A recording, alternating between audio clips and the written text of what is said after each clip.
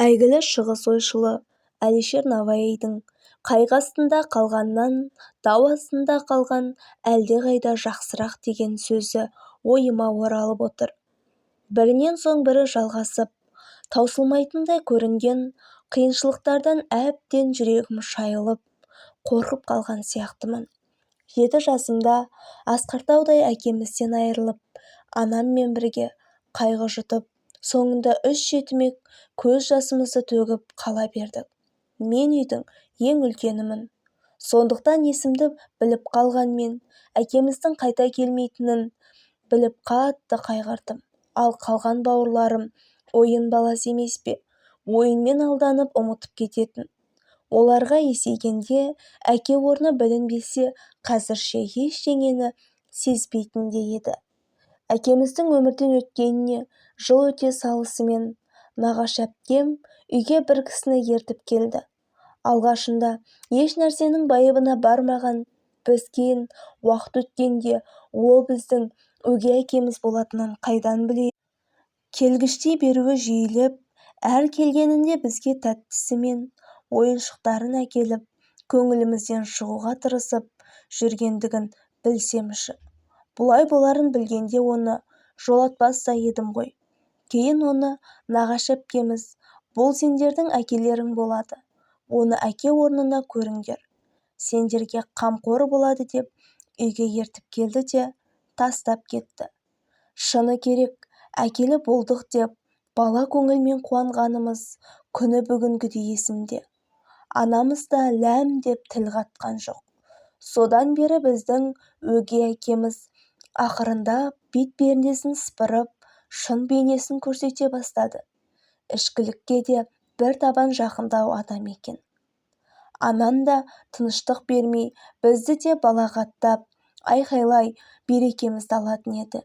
Күннен күнде азып-тозып бара жатқан анашымдай ап, анашым, бұлай қиналғанша әкесіз өскеніміз жақсы еді ғой. Өз әкеміздей бола алмайтыны белгілі болса да, тым құрығанда жездеміздей де жақсылығы жоқ. Отбасына қадірі болмағандықтан ажырасқан да, жақсы адам болса өз балаларынан безер ме еді деп жылап алатынмын. Көретінім әлі алда екен. Мен бой жетіп, құрбыларыммен де қыдыра алмайтынмын. Әкемнің қабағы ныққанынан оқуға түсіруге жағдайы мынадай болып тұр. Сөйтіп менің үй шаруасына икемділігім мен сұлу болмасам да, сымбаттылығыма, сүйкімділігіме қызыққан көрші келіншек өзінің інісімен таныстырды. Екеуміз бір-бірімізді жақсы түсіністік. Бір көре салып ғашық болмасақ та, бірнеше кездесуден соң бір-бірімізге бауыр басып қалдық. Үйленуге шешім қабылдаған кезде анама бәрін түсіндіріп айттым. Оның құда түсіп, сырға салуға шамасы келмейтінін, біздің де жағдайымыз солар қатарлы болғандықтан анам маған рұқсатын беріп шығарып салған. Ақ босаған адал аттап келін атандым. Жолдасымның екезуі екі құлағында. Келісім бойынша беташар өткен соң артымнан қуғыншылар келу керек болатын. Бірақ олардан бұрын өгей әкем келіп, сойқанды салып, мас қарамды шығарып кетті. Сондағысы берген қалың малдарының аздығын сылтауратып келіпті.